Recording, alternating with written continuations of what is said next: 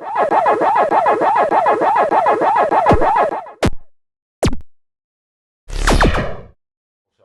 welcome to our PAX vlog, final Paxman thingy.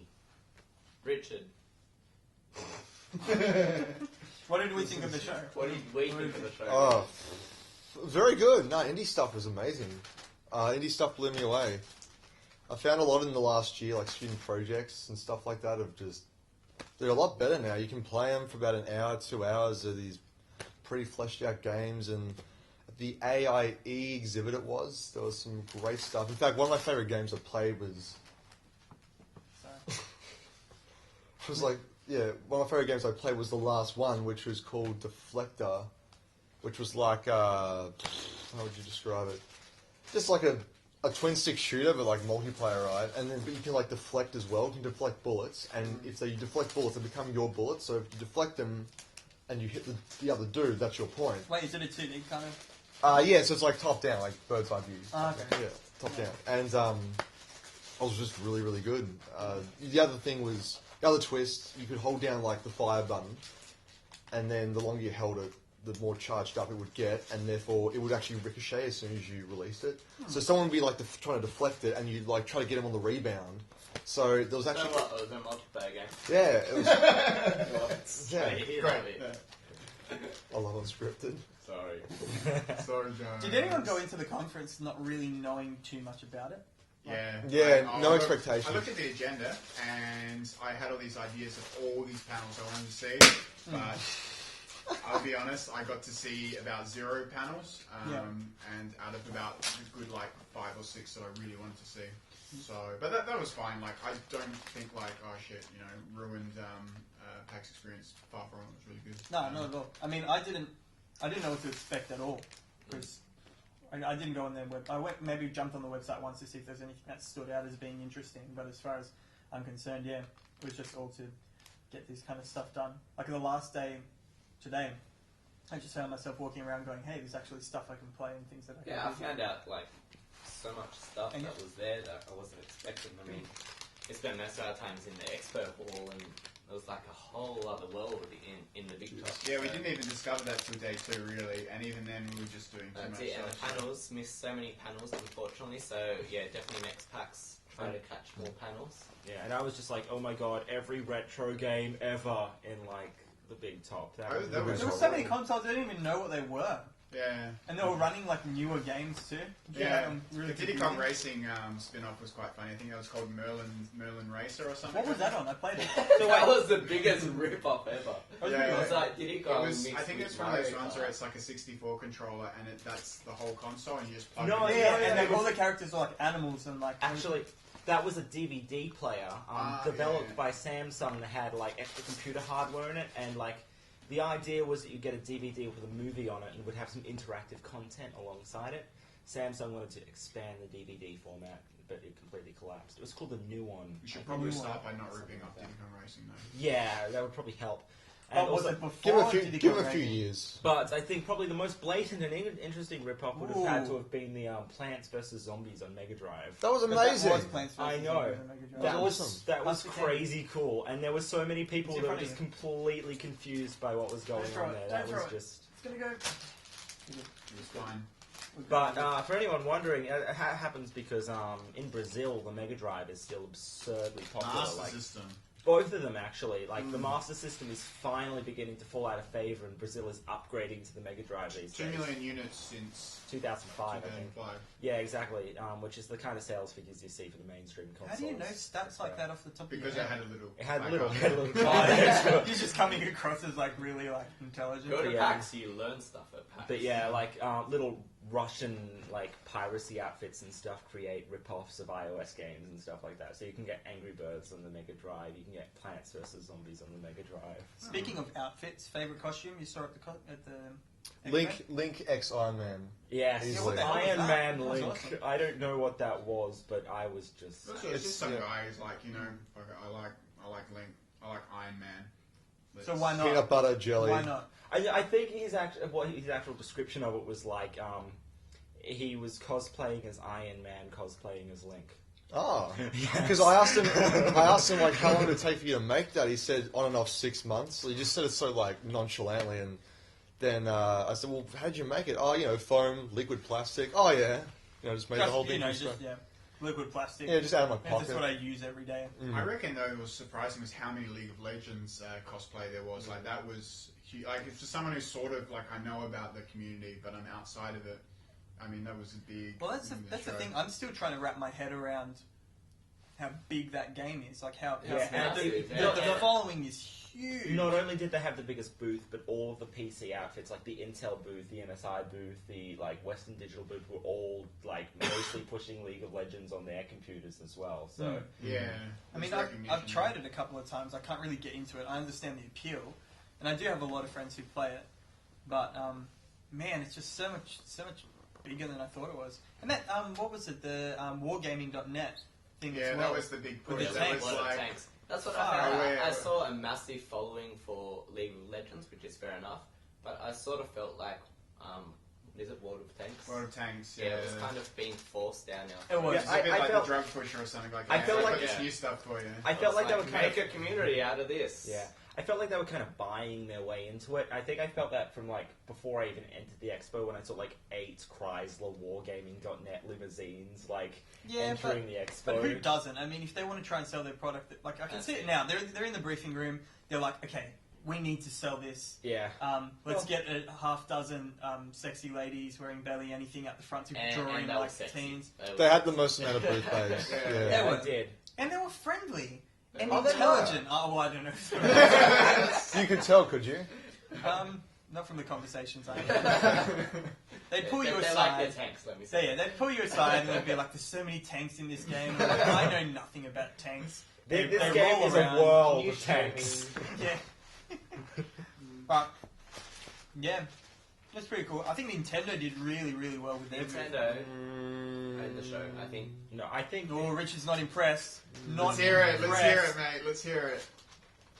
I don't know, I just thought that they sort of showed stuff preaching to the converted. I thought there'd be Wonderful 101. That's a game that really needs a big marketing push. You've got a prime audience that'd be all over that kind of shit, and they just sort of... Yeah, but look at every Nintendo game. They had Pikmin 3, they had the new Super Mario Brothers... They had the new Zelda, the new HD Wind Waker. But everyone knows, everyone already uses it. And then you compare it to Microsoft, who have one console there that they need to take to the presentation and then bring it out for 2 hours. On let's take the other companies. There's speculation there as to whether it was actually a console. Alright, that's just what I heard. Let's take the other companies. Actually, I did see them taking it away. Yeah, but that's just what you saw. No. Here's what really happened. No, I was actually standing next to it. I could see into the vents. There was actually things inside. That Scoop! Yeah, it was a real Xbox One, guys. You heard it and first, it guys. was literally the only one they had there, so they needed to take it from that glass case over to the presentation. And anyway, comparing Nintendo to Sony and Microsoft is pointless because we're well, talking about like there was no Sony. Like that was kind of disappointing. I thought that. Yeah, was it's alright. It's more so the focus on the content of Nintendo. And you said they were preaching to the converted, but you look at every Nintendo game released in the past 5 years, and it's pretty much the same thing. It's all the same. It's no, I get that, but there still is a barrage of smaller titles or titles that. You're right. Yeah. Yeah, no, there's still those kind of smaller titles like Wonderful 101 where it's not going to be that kind of eye-catching, I get what this is about. And I feel like that was a really big missed opportunity. No Mario Kart, which I understand is next year.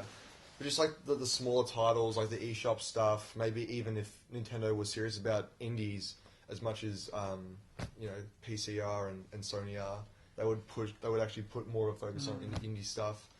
Even Ubisoft had independent stuff like Cloudberry Kingdom.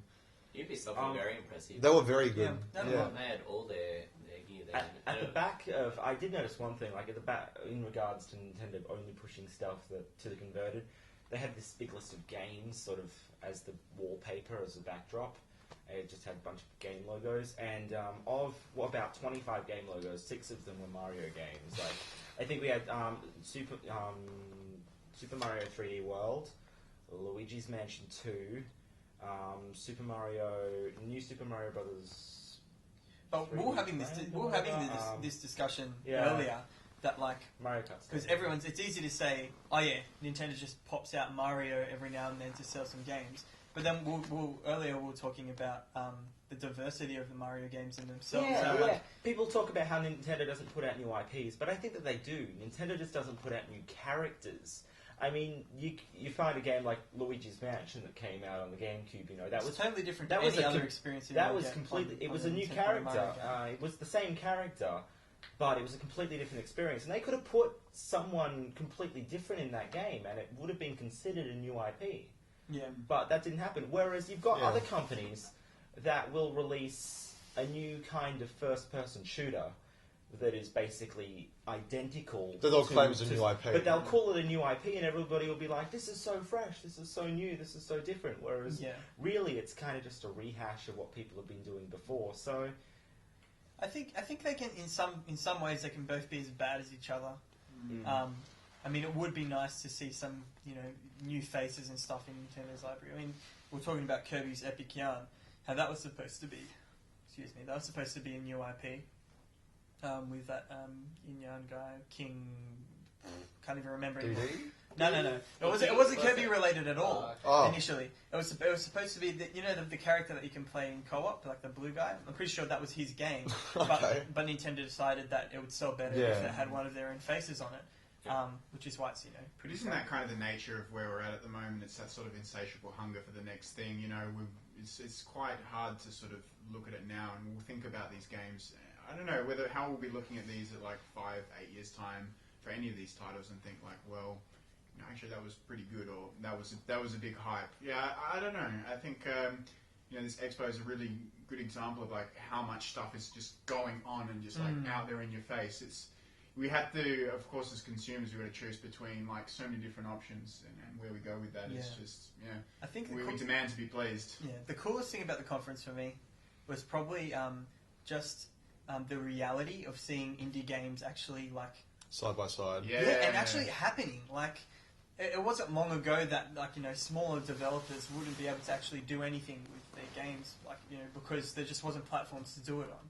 And now that there's all these digital platforms to do it on, and the App Store And emergent business models like Kickstarter. Yeah, exactly. Half the indie stuff on there had like, here's my Kickstarter. Yeah, all of a sudden there's these talented people who've got genuine talent, and all of a sudden they have the resources to actually do something with it. And then it's the expos like this to actually give them a shot, and I just think it's really, really cool. I think it's almost surreal, the whole dichotomy between AAA and indie being in the same sort of space. Because you go to like Ubisoft and you have these, very handsome and gorgeous looking people handing you controllers, and here's the levels, and they don't really know outside can't of. tell you something really deep, Yeah. meaningful about it. Whereas you go off to next door where these are people, freshmen from university, and like, please give me feedback, and then people say, I didn't really like how this game is. It goes, okay, thank you so much, and I can bring that on board.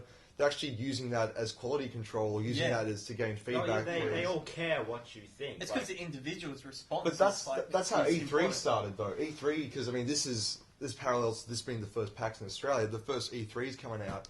There was like a game you may have heard of called StarCraft, and they had that, and that got played that. yeah, maybe once or twice. I think a few people, I know a few Koreans sort of get interested in it here and there.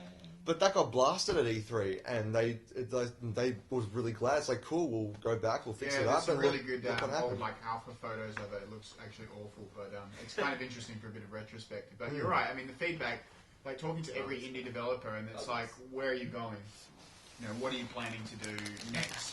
Next 12 months. What's the feedback you've been saying? Like with Influx was quite interesting. This game where you're like a little ball going around this sort of beautiful world with these puzzles, and they leave it open to interpretation. It's like, okay, and what have people been saying? Like people are trying to deconstruct the meaning behind this kind of game, and the guy admitted he's like, I've got some kind of an idea, but he's stealing from those people who are playing it, and he wants to like reinforce that and like build that into his game, as a way of giving back, but also keeping that idea that there's some mystery around it too.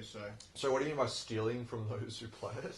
Like literally, like they have their idea about the lore or the story of what's actually going. Why is this sphere in this world? Like why did it wash up on the beach or whatever? And like so people are giving their interpretations, and he's using those to incorporate into the game's development and story and all that kind of a thing. So yeah, it was.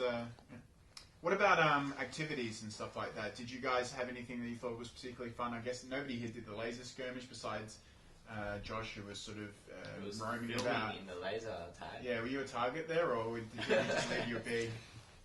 You were like... No, well, I just asked if I could kind of step in there and film. He's like, you can run around in there if you want. I'm like, yeah, okay, I'll do that. And so I was running around. So many people would duck over things and see me and be like, oh, and just like try to shoot me. It's only green But, left, you bastard. that was cool. I've got Green some and yellow. yellow. Green. Who wants green and yellow? I don't want green. Wait, is it apple or lime Angus doesn't want in green. Starburst? So let's talk about apple and lemons. Starburst. Oh, apple. Oh, I thought it was lime. I hate lime, but I love apple. Starburst. And Starburst. Let's talk about all three. There's one great, one strawberry, one of each actually. Did anyone play the PlayStation Move one? The Johann Joust. Sebastian Joust. Joust. Undefeated, undefeated. I played 3 Explain to me times. how it works, because I saw it, but I didn't really get to play it. Right, well, we have a PlayStation Move controller, and you have to hold it steady. You can't do that. You can't do that. You can't do that. And when the music's fast, it means you can actually walk around, hold it up. You can even sprint, borderline sprint around the arena. Keeping in mind that Yeah, keep in mind that you have to have that in balance. And then when the... What the... We'll censor that bit out. Keep going. Keep going. Do like the coin, like the Mario coin over it. I didn't know it was going to make such a loud noise. I just wanted to change your wallpaper and put it back in your pocket. Okay, Joust. Back to Joust. It's fine. Yeah, and then when the music's slow, you have to, really slow down or crawl. And when it says freeze, like in a really deep voice, like a pedo voice, and then you have to you just have to freeze totally. And then outside of that, I could go on forever about it because I've read articles about what the creative's trying to do. But basically, that is really the only rules, the only spoken rules. So there are pub rules that we would agree to, or all the players would agree to. Don't punch people in the face and that kind of thing. Last man standing? Last man standing. So basically, you could tap the person's arm. You could even go, whoa, like try to put them off and lose their balance. I found that the most important strategy. If you just make people feel like they're threatened, they will Perry. do. They'll tend to wave their arm about, and you win the game. So I pretty much won with non-contact, but I know some people like to get in there, especially when the music's fast and they can move around a bit. But yeah, I think the most interesting thing about it that we haven't mentioned so far is that you don't actually have a screen on a computer. Or Sorry, a total physical game. So when I say arena, like an actual arena. Yeah, you should have mentioned, guys. This was real. You've got a huge RL empty space and 8 PlayStation Move controllers connected through Bluetooth to a laptop or something like that, I think. And the entire game, your where you are, whether you're in or you're out or anything, by the actual PlayStation Move controller and the light on the top and the vibrations and stuff like that. Yeah, or when it vibrates, it means the round's about to start, and then it says, "Get ready to joust." Where was this? I didn't even see this. Why did I miss This is League of Legends. This was near the laser skirmish. skirmish at the back. Skirmish. Yeah.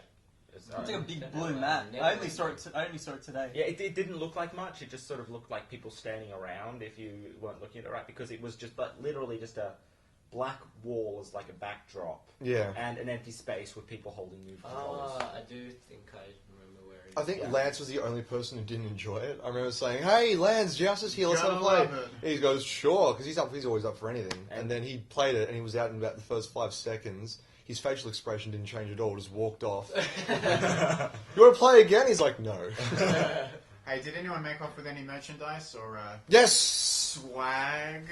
Swag. I use the word swag in the video because that's the word that's getting thrown around. I hate the word. I think it's stupid.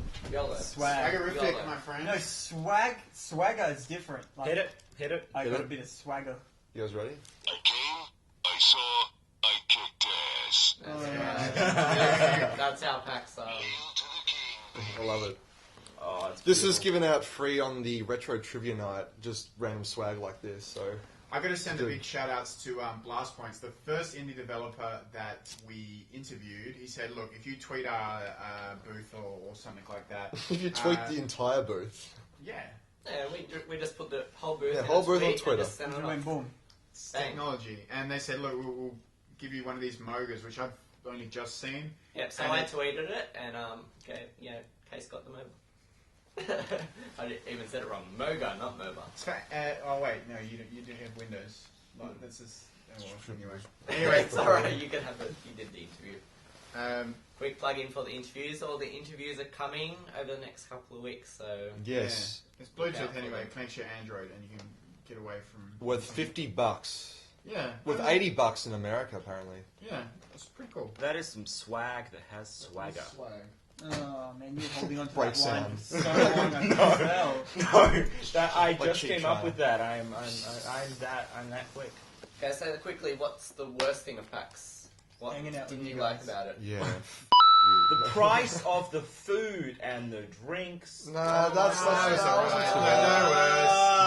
Oh, that was pretty bad. No, it was easy to schedule events. It was a scheduled Actually, event. I have to admit, like Did the you know opening, you the do that? opening keynote with Ron Gilbert. Like, how many people did they let into that? Like, Probably everyone that could fit, I think. I didn't get to go in. I wanted to. well, I know everyone that they could fit, but I mean, everyone that they could fit was only like a few hundred people, wasn't it? I don't Well, know. PAX was incredibly well organized, except for the events. Yeah. They overestimated. No, yeah, Underestimated. no, totally overestimated the amount of people who would be interested in that. There was one event that seemed That's really right. interesting. Next year, bigger venues for the panels. Oh, it was Oh, ridiculous. God, there was please. one called Why So Serious? How games stop becoming fun? And it's not exactly an all-star panel, though. You know, the panel is. But brilliant. everybody's got something to say, and everybody's got an opinion on Yeah, it. well, the Especially thing is, with- right, I got there about 50 minutes, and people at home, people at home are going, "Oh, what are you complaining about? You went to PAX." I'm like, well, hear me out. 50 minutes to go until the event started, and this is just to amaze you guys. It was, I kid you not, about 1,000 people deep, the line. It was wrapped around about half the whole campus. It was just ridiculous. And they could only fit a few. Exactly. So imagine getting in about 200 people in and be like, "So, see you guys." I think piss off." I think that was immediately obvious after like the opening keynote of the entire show with Ron Gilbert. Like, Well, that was interesting you point that out because I went to the only event I went to was Pitch Your Game Idea, which was actually a whole lot of fun. I'll definitely post up an article about some of the zany ideas that I heard. But zany Zany. is a good word to use. Like Billy Zane. Yeah, Billy Zany. Yes, exactly like that. And then I knew that we only 1.5 hours to go. I'm like, crap, I better find the queue. And then I talked to the guy outside, one of the enforcers, and then he was like, we're all, lining up in the queue room for it. I go to the queue room. They're like, no, we're not lining up here for it. I run back out. The guy's like, no, it's in the queue room. Run back out in the queue room. They're like, no, nothing here. Yeah. So I was going buzzing backwards and forwards. Eventually I found the line with an hour to go. I missed about like 10 people had already been lining up. But huge miscommunication. And this was about an hour before. Yeah. So it was just... Lessons to be total learned, mess. I guess. I mean, Yeah. I think it's highly forgivable. It's PAX number 1 in Melbourne. That Yeah. you said. Yeah. I mean, Oh, yeah. I mean, I think it's just my suspicion that there's going to be PAX number 2 next year. I don't know. No, Has it there been already announced is. yet? Yeah, It's already been yeah. announced. It's And- already- they signed up for works. 5 Yeah. years, and next year's is already confirmed for Melbourne. And Yug's already like making plans on it. Oh, So great, yeah. yeah. Well, that's right. Actually, I Actually- should have read the article because, in fact, I did read the article. He Pretty did much say says that it. in the article on another But- castle. That I wrote. But who actually saw Yug on the event? He was down in the trenches, helping out. Yeah, Yeah, it's him around. I walked past him. him like 6 times in the first 2 days, and every time he was either like screaming at someone on Yeah. the phone Yeah. or running really fast. But I Or mean both. that's PAX. There's no real border between who's imported and who's community. I mean, Yeah. everybody's there as Oh, a yeah. community, and that's what His PAX is hair about. looked like Krusty the Clown. he was.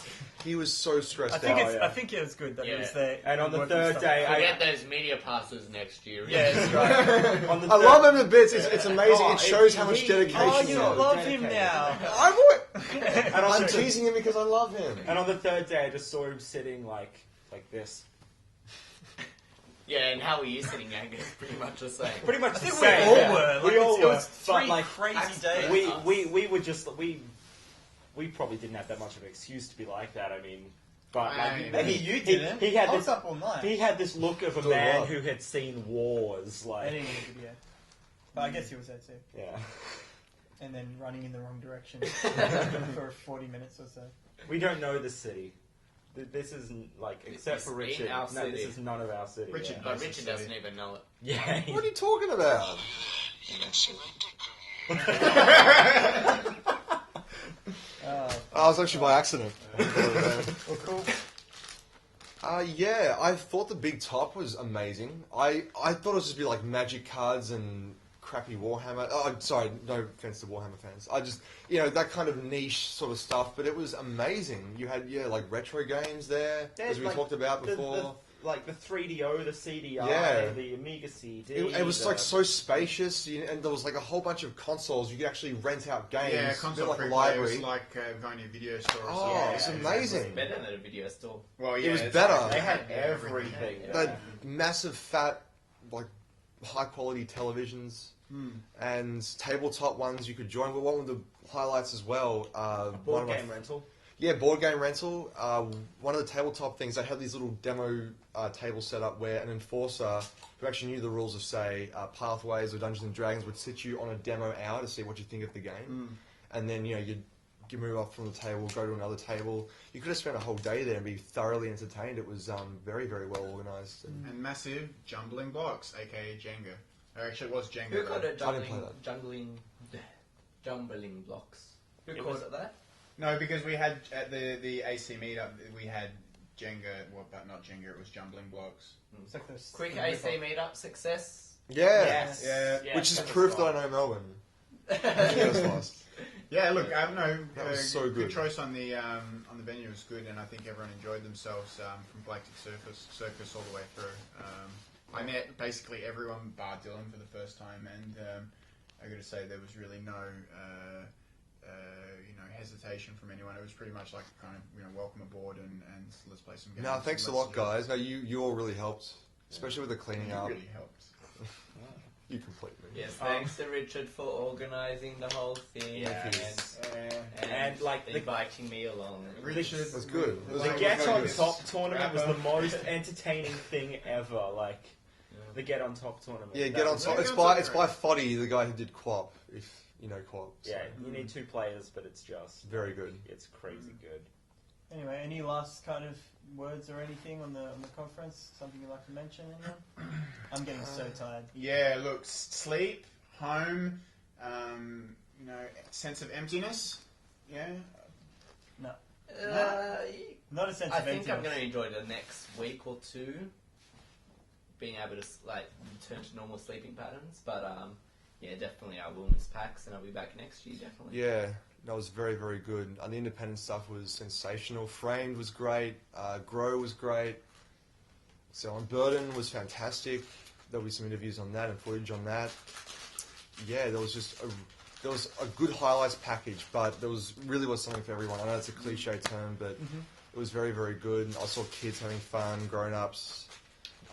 It's must be such a tough juggling act to satisfy the niche and the nerds. Plus, entertain fans.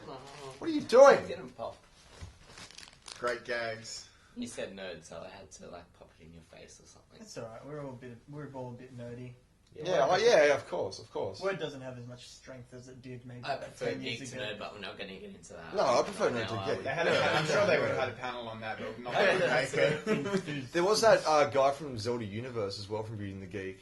I saw him and I just stared at him for like a solid 2 minutes and he stared back and I'm like, I went to say hello. So, But I don't want to. is this an admission that you watch Beauty and the Geek? Yeah. Yeah, I've watched a couple of episodes. I mean, what's wrong with that? Oh, a couple of episodes. I've seen a couple of series.